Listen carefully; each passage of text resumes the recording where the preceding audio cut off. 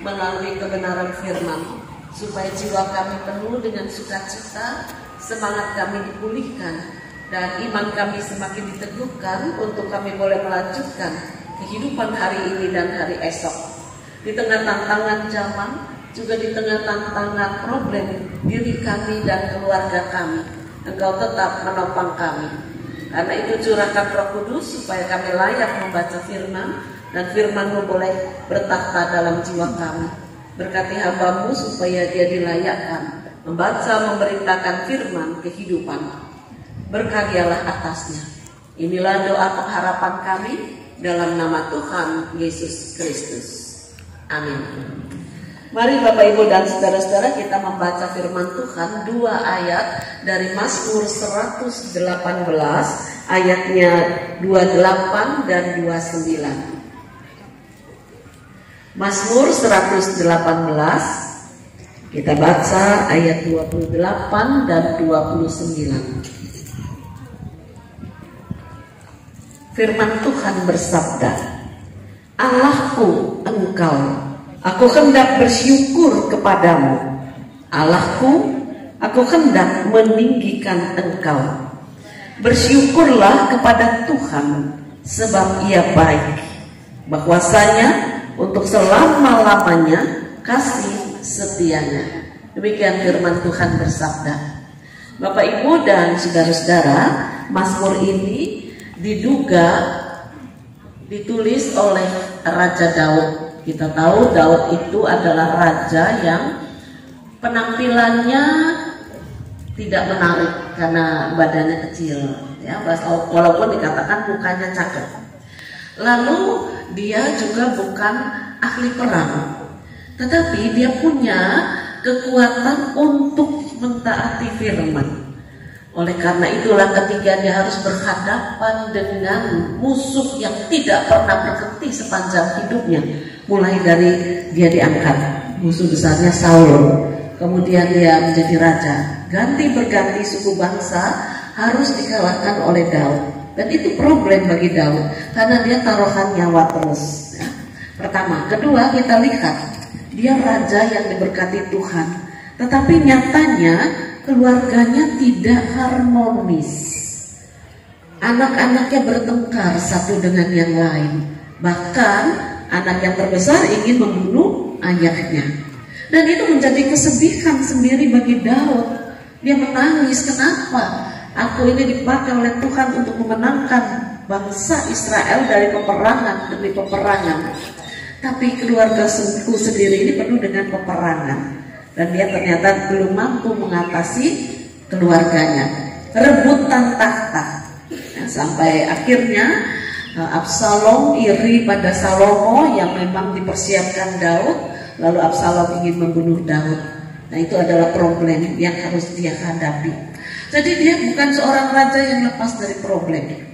Banyak problem harus dia atasi.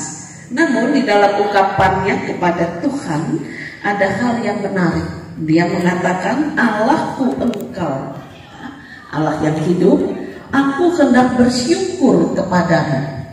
Jadi walaupun dia penuh dengan problem dan masalah, dia tahu ketika dia mampu menyelesaikan masalah bukan karena dirinya, bukan karena kemampuannya, tetapi karena Tuhan Allahnya yang mendampingi, menopang, dan memimpin dia.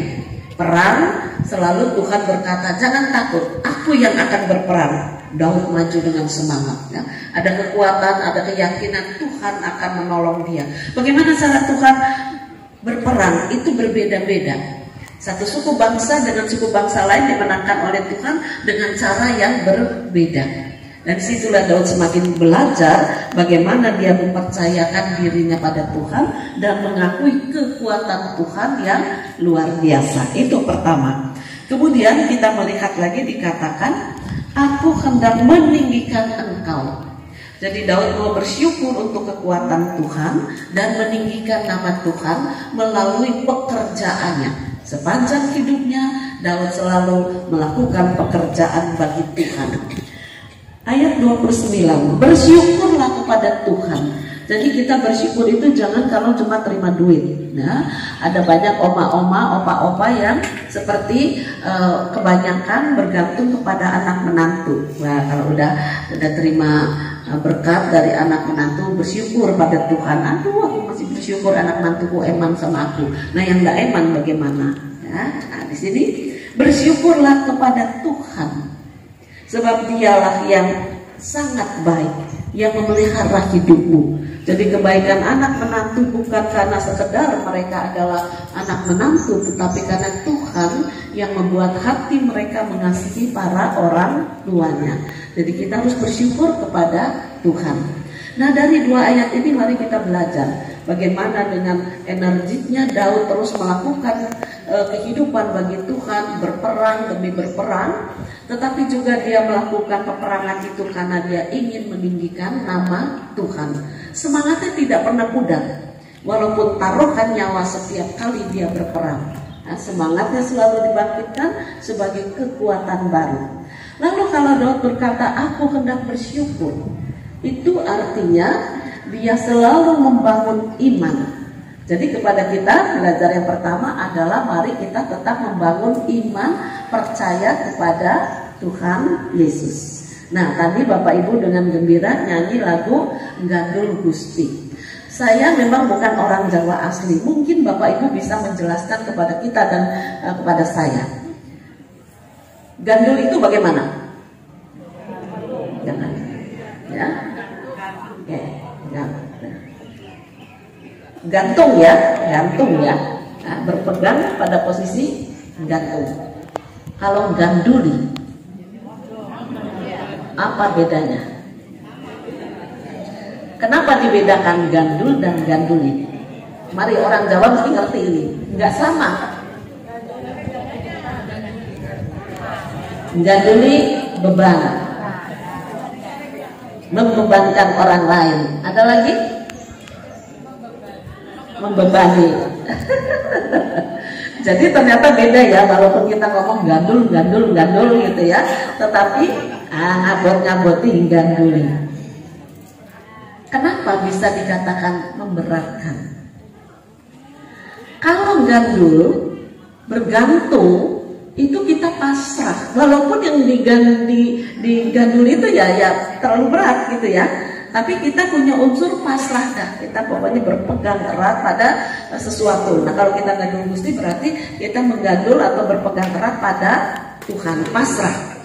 Tapi kalau ganduli tadi memberati, nah, artinya ada unsur paksaan dari seseorang untuk menuruti kata hatinya kepada yang dia pegang. Nah, itu bedanya. Ya. Artinya kalau kita belajar bersama dengan Tuhan, mari kita belajar bersyukur, membangun iman dengan berpegang kuat, berpegang erat tanpa memberikan beban kepada Tuhan. Itu iman yang bertumbuh. Nah, memberikan beban bagaimana? Ngomel, keluh kesah, tidak puas, selalu bingung, selalu merasakan sakit. Walaupun mulutnya ya saya bersyukur pada Tuhan, tapi kok dengkulku ya loro. Nah ya, itu syukurnya pura-pura, ganduli. Kenapa Tuhan saya tidak disembuhkan? Kenapa Tuhan saya tidak bisa berjalan dengan baik lagi? Itu ganduli, ada beban yang sedikit memaksa. Bisa memang ganduli itu artinya positif, bisa artinya negatif. Ada seorang ibu yang cerita, saya ganduli anak saya sampai nangis supaya dia tidak ikut tawuran. Itu positif, ya. Berarti pegang anaknya tidak boleh tawuran. Itu positif. Tetapi arti negatif adalah memaksakan kehendak. Ya, ibu tadi memang memaksakan kehendaknya supaya anaknya tidak ikut tawuran. Ada sisi positif, ada sisi negatif. Kita akan menyelidiki hati kita. Kita belajar bersyukur, membangun iman kita. Lebih banyak kita tadi gandul atau ganduli kepada Tuhan. Gandul pasrah total apa ganduli dengan segala keinginan kita? Tenane. Nah.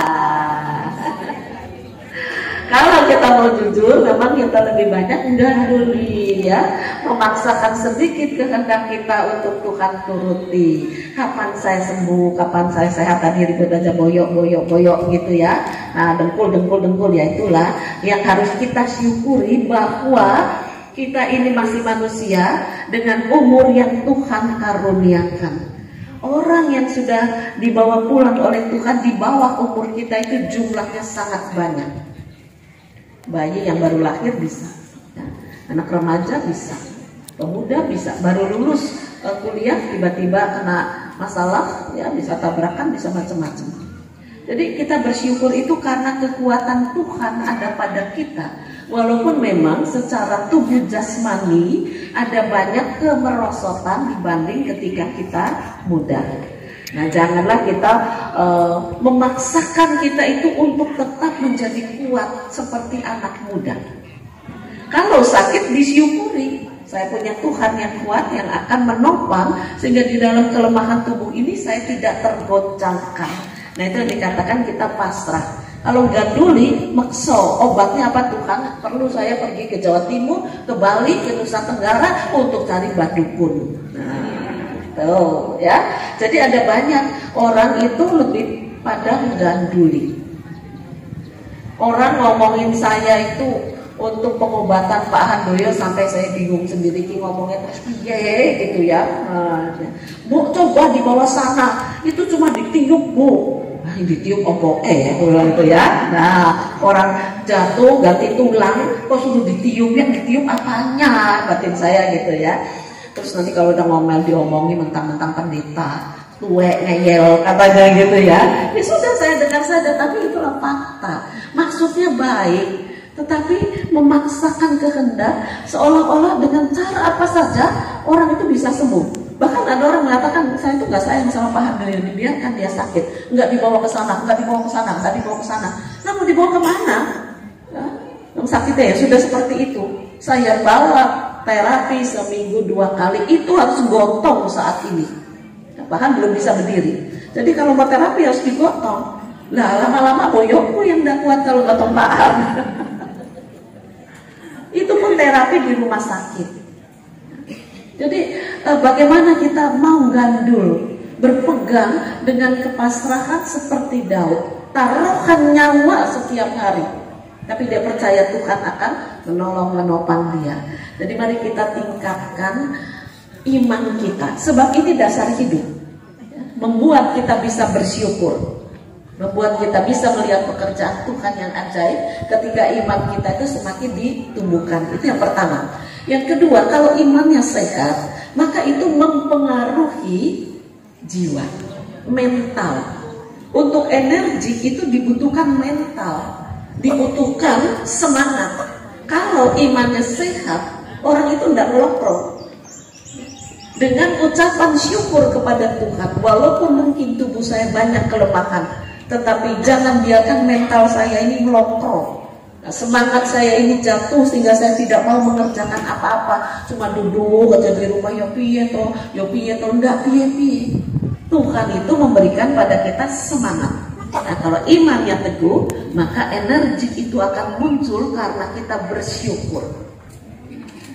Mari kita ingat pekerjaan Tuhan yang besar. Bersyukur atas apa? Oh, atas kesehatan, puji Tuhan. Tetapi bersyukur juga di balik kesehatan yang Tuhan karuniakan ini, Tuhan sudah memberikan banyak berkat. Walaupun mungkin tidak bisa dihitung secara materi, namun kita bisa lihat Bapak Ibu yang seusia seperti ini adalah orang-orang yang dikatakan penuh dengan berkat. Kita semua lahir di tahun 1900, ya, nggak ada yang lahir di tahun 2000 kan? Nggak ada ya.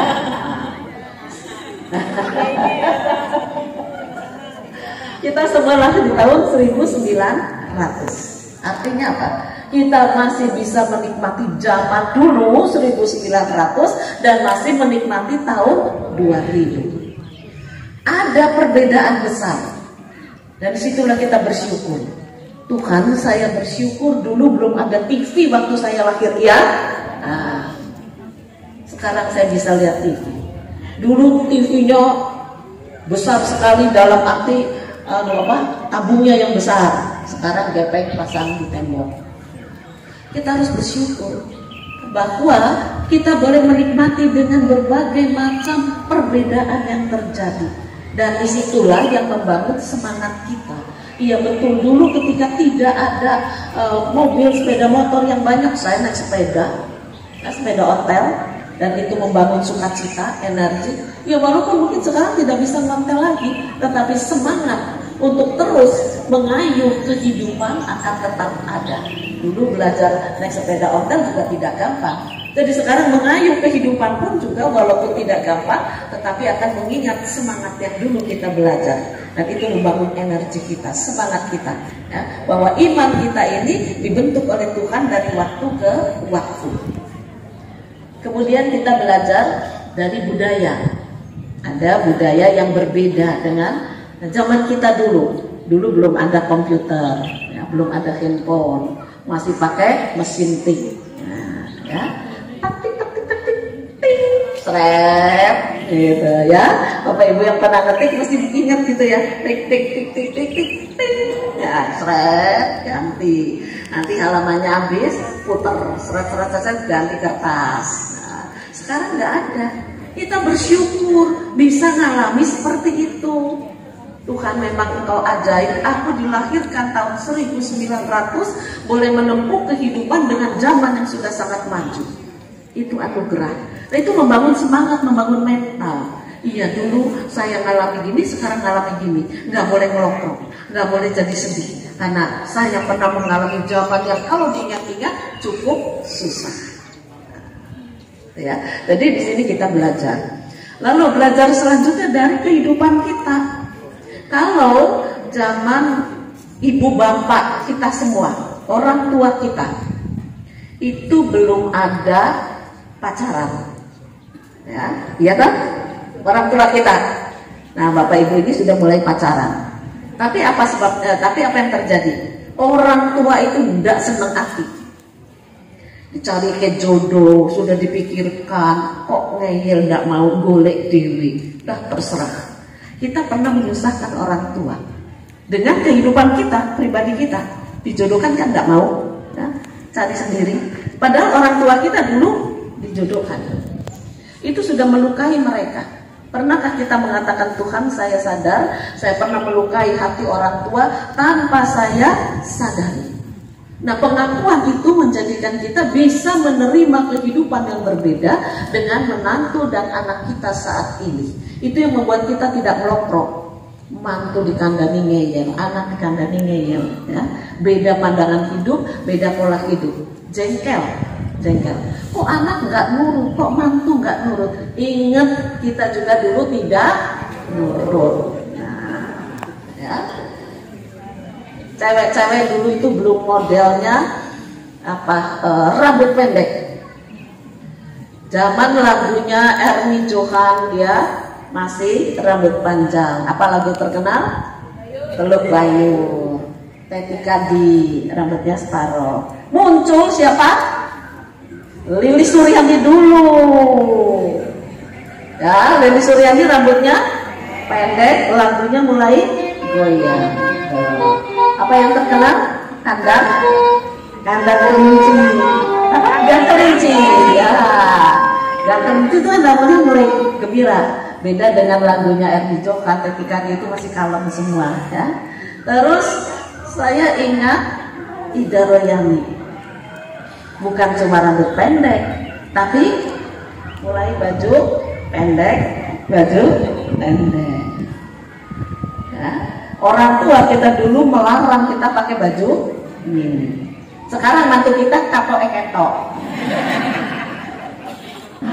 Pada siang hari ini, di mana kita harus berkarya, kita jangan ganduli, tapi kita harus gandul Gusti, tidak ganduli Gusti. Demikian.